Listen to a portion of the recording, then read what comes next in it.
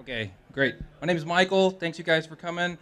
I've been running a maker business in my basement for about 5 years, and I've been an engineer my entire career. I do controls. I started mechanical, and I do automation software now. I love everything about it, but I really want to share the experience about doing the maker business with you because I love doing that. All right, so if I open with a disclaimer, everything you're about to see is just purely my opinion. It's not going to be perfect, but my goal is to make it useful. If you see anything you disagree with, then it's fine. I'm probably wrong. Just tell me afterwards. That's fine. I'm going to do my best. I think I love this graph. I didn't make it. I found it, but this is the actual learning curve. So I think the value of coming here is meeting people, getting entertainment, and then if you can get sorry about that, if you can get any insights to produce this aha moment and trigger the next level on the learning curve for you, that's what gives you an ROI on your ticket here. So that's what, hopefully, I like to ramble if I don't have guidance, so I made a big ugly stop sign on my pretty slides that says, hold it, Michael, point out this valuable insight. Maybe I can help people with that. And so I want to start with what inspired the name of this presentation. It's a common problem. I think I've experienced it personally. So there's this YouTube video. This guy, it's only 30 seconds long. I could have just played it. But the guy says, I'm going to show you the hardest thing you can do on a guitar. And he gets ready. He's about to rip. And then he grabs an invoice or a check. And he says, make actual money. So I said, this stuff is impossible. So, and it's easy to look at that because this guy's in the music industry. I can look at that with no musical talent and say, that guy he's clearly talented and, excuse me, he's clearly talented and it's just, sorry about that, guys. Basically, what I'm trying to get at, he has a skill transference problem, okay? It's hard to line up what you like to do with what people will pay you to do with what you're capable of doing. And about 6 years ago, I was laid off, and I didn't want to jump back into a job that sucked. I'm just like, this is not worth the transition cost to do that. So I ended up being unemployed for 10 months. So in that time, I started my own maker business, and I ended up finding out that I loved doing it. And the insight here was that the technical skill set, it's easy to feel like you're really talented and underappreciated, and you're like, why? You blame yourself, like, why can't I figure this out? And then it's because you're missing this piece of the puzzle, the business skill set. And when you get both together, then you can start seeing opportunities everywhere.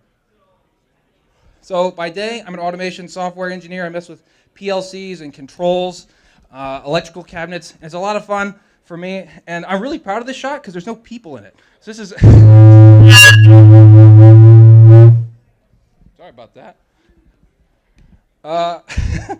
So there's no people in it. When I started working there was 2 people working there full-time doing assembly and testing. Final test, we have to test every component of the assembly to make sure it works. And I automated the crap out of it, and now they show up and they're like half-time. One guy does it. It's quadruple the output. Or, no, it's 5. It's quintuple the output, basically. So I'm very proud of that. So that was the job I ended up getting, and I still have it after that much time. By night, I am very busy with my family. I have 2 very active children and a wife. They all need my attention. And then I kept the side job. I kept the micro business, so I do all of that too. And it's all in my little basement. It paid for the renovation of the basement, so that's worked out. And I just enjoy doing it. It's a prop shop, basically. I just 3D print stuff and ship it to people. So I guess the question is, after I got the job and I kept the maker business, is this still worth my time? Maybe I should choose between the two. Excuse me. I think the best way to make decisions is to use information to make them, basically. So the only KPIs, the key process indicators that I pay attention to within my micro business is my wage. Is this worth my time? I'm going to be honest. I make more doing this stuff than I do at my engineering job, and it's not even close. But the big asterisk there is that I spend a lot less time doing it. So I think dollars per hour is the right way to compare because it's a rate, and we all have a limited amount of 24 hours. So basically, that begs the question, could I scale it up? The answer is kind of, maybe, a little bit. I get to that in a little bit later slide.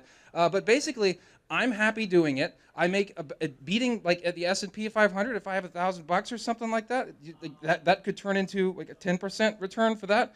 That's really easy to beat with a business that you own. So the initial investment is not, the percentage is totally worth it. So the big question here actually is this replicatable? Because if it's not, then I just got lucky, and that's not good for me because then I have to count on getting lucky again. But it matters to you because if it is replicatable, then anybody else can do it.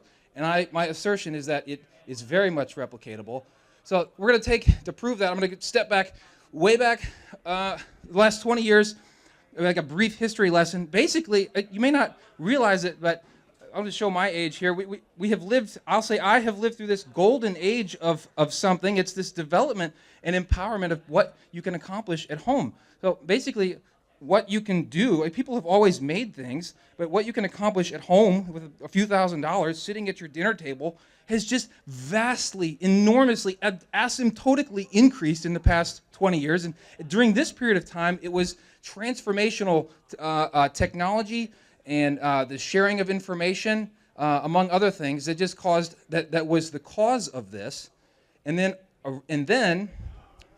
around 2016, we still get innovation, but I see a lot less of the transformational stuff and more incremental improvements. So we got new printers, they're slightly better. They have a new feature, but it's not new types of new. So I just kind of thought that was interesting. So like basically at this 2016, we saw this rate change. This is the Apple App Store. And you can see instead of increasingly increasing apps, we have a decreasingly increasing. We still got more. People were just disseminating the use of these technologies and figuring out what they're for, because they're all brand new in the history of humanity, all these brand new tools. So we're figuring out what to do with it.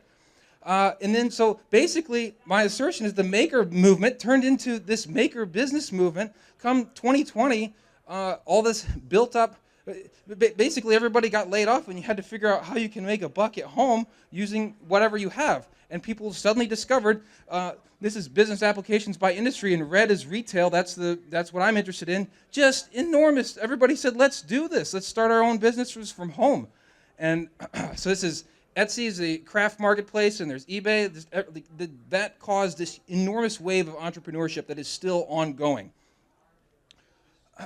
And I like to collect pictures of workshops, actually. So this is just some examples of some of the stuff that's all brand new. People printing 3D printers. They're connected on their computer straight into a bucket, and it starts the next job.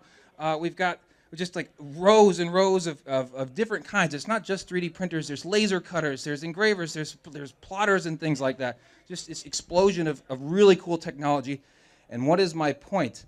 My point is, you probably, if you don't think that these things are bringing you opportunities to make things, then you're wrong, because you're taking the opportunities for granted. There's so much that you are capable of at home with a small budget that you can be entirely in control of. And this is a clip from Louis C.K. from 2015, whenever they just came out with Wi-Fi on airplanes, and he said he sat down, and they didn't have it on this flight. They made the announcement, and the guy next to him goes, "Oh, this is bullshit," because and he's like, "They just came out with it, man. Well, you can't expect it to work immediately." So I think it's human nature to immediately normalize amazing technology and not see it for what it is as an opportunity to do amazing things with.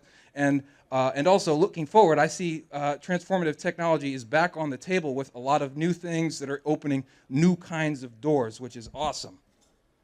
So the timing is good. Okay. Trying to remember my transition. Basically, I read this book. It was fascinating. This is called The Long Tail, if you're familiar with this power law distribution scale. So this guy wrote it in 2006, but it turned out to be really applicable for the following 16 years or so as well.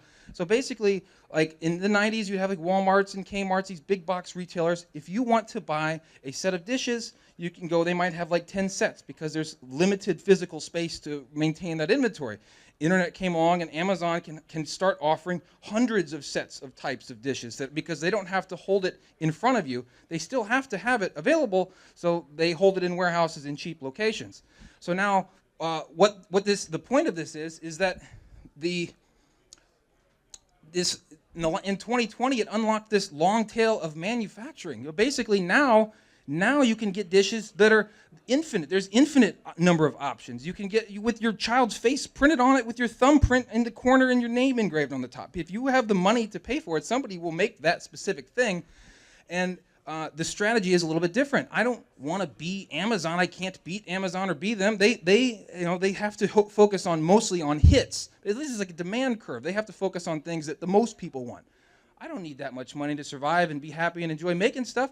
I'm going to go for girth instead of height in this graph. I can make a product family and serve lots of small things, and that's going to serve me well.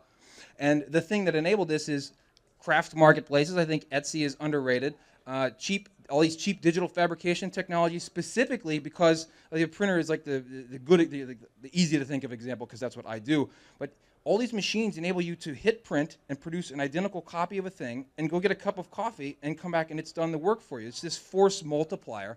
And then all the open source stuff, that's just enormous, like sharing information. It's really hard to figure this stuff out unless somebody tells you and shares their source code, and that's had an enormous return on what's possible. So that's what's been enabling it. So we're going to zoom in and looking just at that long tail, what kinds of businesses exist serving lower volume of products. So I'd say at the highest end, you have people producing things in the tens of thousands when they make orders. And that's still in the long tail, but you're just starting to leave it and you're entering mass manufacturing zone. And then on the farthest other end, the smallest amount of something you can make is 1, or I batch them. So between 1 and 9 is together, and between, say, this is a logarithmic scale, so say 10 to 99, I group those together to be, you just call it in that batch. I'm just categorizing the types of names so that you know what game you're playing so that you can play it better. This is a competitor of mine. He's a better artist than me. He makes, in my niche. So he'll make your whole entire arm look like it's on fire. He'll sell you that thing for $500. He doesn't sell very many, but he sells enough, and he makes this high margin. And the variety of, when you make a very small volume of things, you can provide a lot of value and get paid for it by taking advantage of the variety, because you don't have any overhead when you're just making small volumes. Then you take a step up. This is my this is my happy zone. This is one of my big products, but except it's a product family. I inventory everything in filament. I don't make it till you order it. In the bottom, everything's modular. The light, everything is inside. So I can offer people whatever it is that they want, and it costs me nothing to just switch the pieces that I'm using to put them together like Lego bricks. And that works well for the size of business that I'm doing. I'm starting to order things in the hundreds, so I am scaling up. What a business that's that size, small batch manufacturing, might look like is Slant 3D. If you're familiar with this guy from Idaho, he has a really good YouTube channel. He does 3D printing as a service. His whole thing is don't get it injection molded, make small batch runs with us, and he does a really good job with that. Let's see, and then so from mid-scale manufacturing up to entry-level stuff. I don't know exactly how many they order at a time when they make them, and it probably varies. They probably make an enormous amount when they start, and then as the product life cycle extends, they make less and less. But it doesn't matter. I picked these examples because these are all things that basically one person can manage. And I know there's small teams of people under them, but it's still pretty much one guy that I'm aware of driving the whole ship, and that is inspiring to me. That means it's possible. Like, if they can do it, why couldn't I do that? So there's different sizes. There's different sizes of business that you can aspire to have, and I don't think there's any wrong one. Like, a lot of people here with Crowd Supply do things really big, and that's awesome. Scalable business and stuff. I'm really happy. I would categorize mine as self-employed, because if I wanted to leave my job and just do what I'm doing, I could do that if I wanted to. It's actually pretty nice just kind of taking advantage of just nice high profit items, and then go back to work and get healthcare too.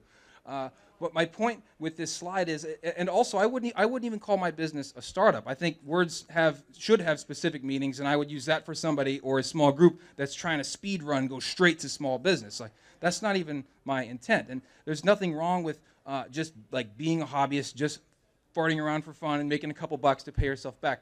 The whole point is, you're not going to get to the next level on accident. You're not going to get there without intentionally learning what you need to learn and fighting for it. That was my stop sign. You have to be deliberate with the things that you're doing.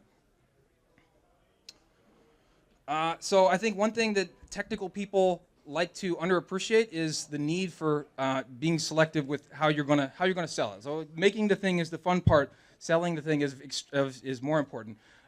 So part of me feels I am exclusively on Etsy. Actually, part of me feels like A little part of me feels kind of lame because I don't have radiantartifacts.com, .shopify and stuff. And that part is wrong and stupid because the right distribution channel for you is the one that works for the business that you want to have. So there's an ROI between getting a lower unit cost to have. It's only $5,000 worth of sales before you start making a higher profit just having your own store.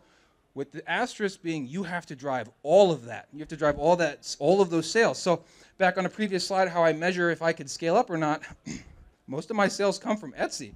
And you know what? I'm fine with that. I don't want to be a social media, personality and do all this stuff. I just like managing the business and making stuff. So I'll just pay them for that. I've outsourced that task to them. Let's see.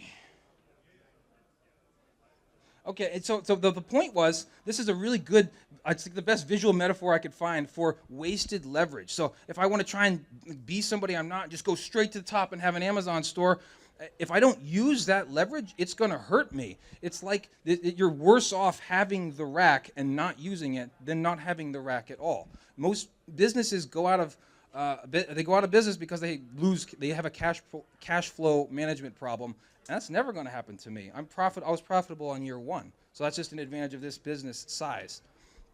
So a lot of people think priorities are what the last person you talked to told you to do. I think they seem to, their actions tell you that. But like priorities is having order of precedence. This matters more than this. And in my opinion, what you sell matters more than any other question, period. Because if people don't want it, they're not going to buy it, and then you're out of business. If your purpose is to make money, that matters more than anything else. Beyond that, then it's presentation. So like your distribution channel and what your photos look like, it matters more than the actual quality of your product because people have to believe that it's good to make the purchasing decision.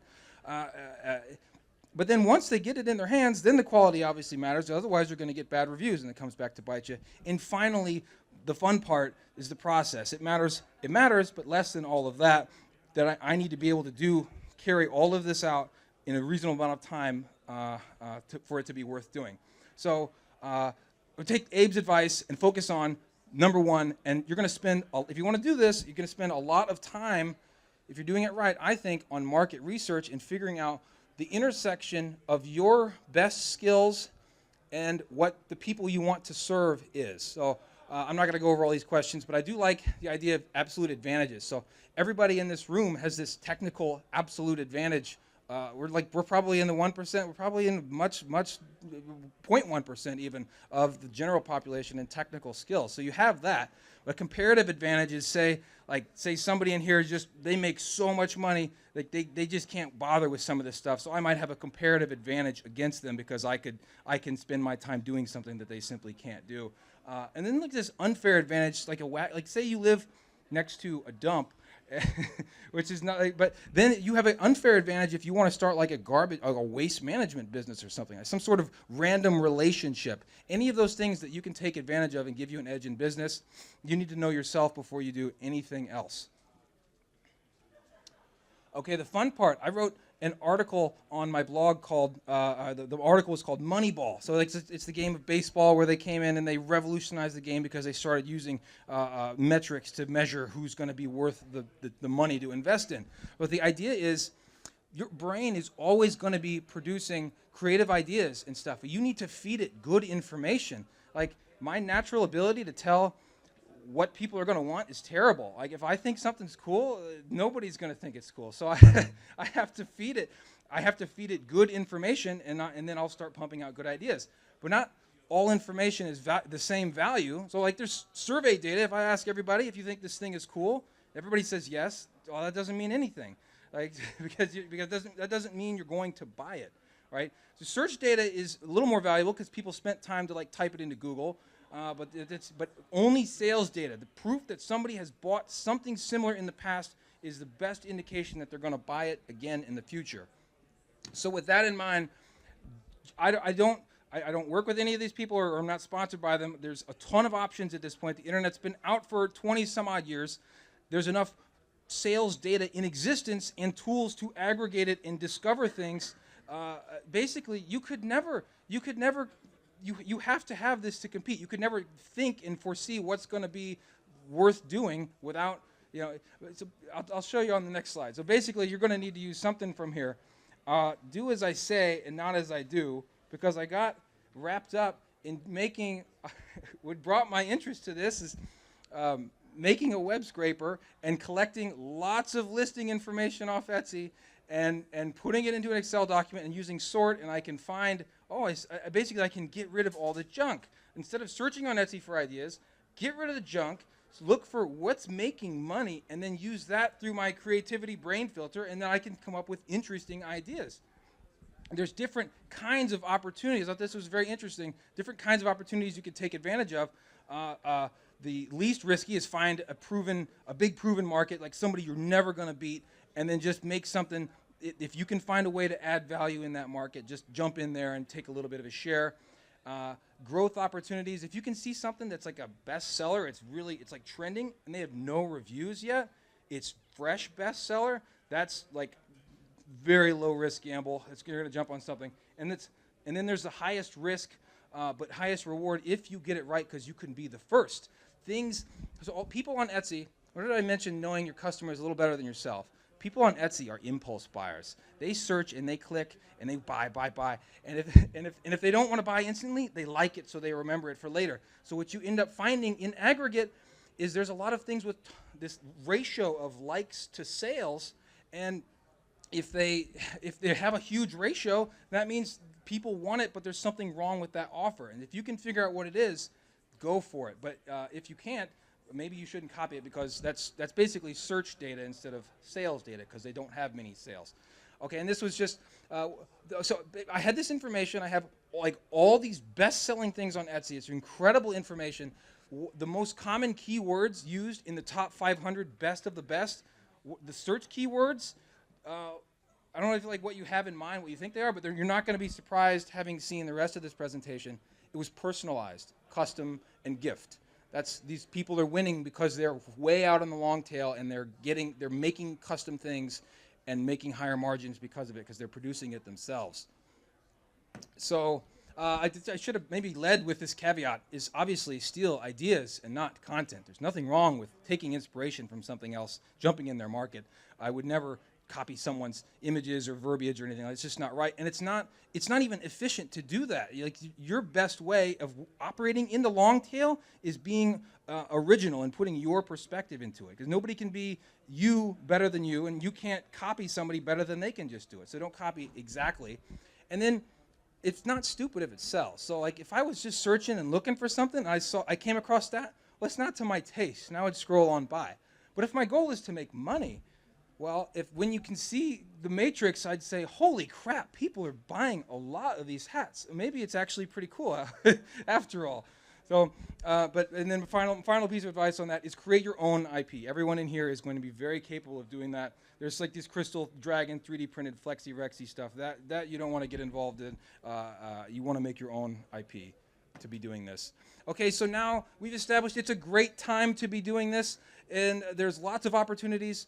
We have a new problem. Which one should I spend my time on? There's a lot of amazing things I could be developing, and my timer I didn't turn it on when I started, so I don't know how much time I have, so I don't want to like waste time with too much, but I'll just highlight one thing. This is a good test, a rubric you can use to make decisions that like you assign points to these things, and just you could say this is where my time is best spent using a rubric. And I would just say the most important is if you can focus on it and finish it. Because if one finished project is worth more than 10 half-finished projects that you cannot sell, right? Being distracted is so effective at preventing you from achieving your goal. It's a natural defense mechanism, like the birds swarming around and preventing the big bird from getting him because he keeps changing his mind. All right, so opportunities are everywhere, and the hard part is picking one of them and bringing it to life.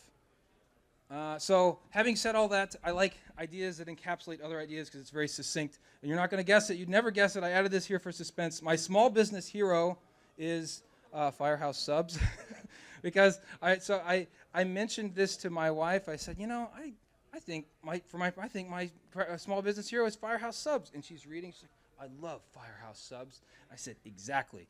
You want to be a company that people love. And they have found a way to imbue their business with their values, and nobody doesn't like firemen, right? So that's like a percentage of your sandwich goes to that.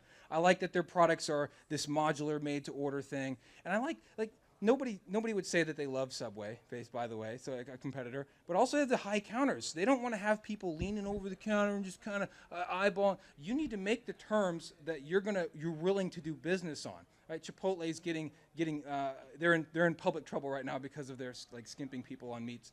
But basically, I don't want it. Like sometimes customers come through and they're jerks, and I'll charge them more for that, or I just won't do business with them at all. So and you get the freedom to do that when you own your own micro business. Okay, and then the final point, basically, if you're familiar with this new show on Amazon called Fallout, and like this goody two-shoes girl is like up in this Armageddon world, and she meets this guy who's giving her advice. And he says, if you are going to survive here, your priorities are going to have to change. Are you going to want the same things by the time you're done? And she's like, I guess, I don't know. No, obviously not. If you're going to go on this maker business adventure, if you're going to pursue this path of making money, you might not want the same things by the time you get there. I love doing development projects. I've made a lot of complex things and sold them successfully. I sold about 60 of those. I sold about 60 of those. I saw about 30 of those. There was a market that was small enough to do those things. And I got to the end after those, and I said, do I want to re-up my inventory and do that again? No, I don't ever want to do that again. So it happens. Time is your big risk. Like I talk to people and they're like, I don't know if I want to risk the money to do this. I'm like, the money's not the risk. You'll probably get it back if you're good at what you do. I found out what I like to do. As I said, I'm not even personally into cosplay, but it brings interesting challenges to me, and I can profitably serve this to customers and then never have to do any product support. It's just, give me money, and we moved on. And that's a very good place for me to be. And I believe that's all of it. I should have mentioned that at the beginning, that you can access these slides on that link directly if it helps you at all. And that's what I've got. I appreciate you guys coming and listening to me. Thank you.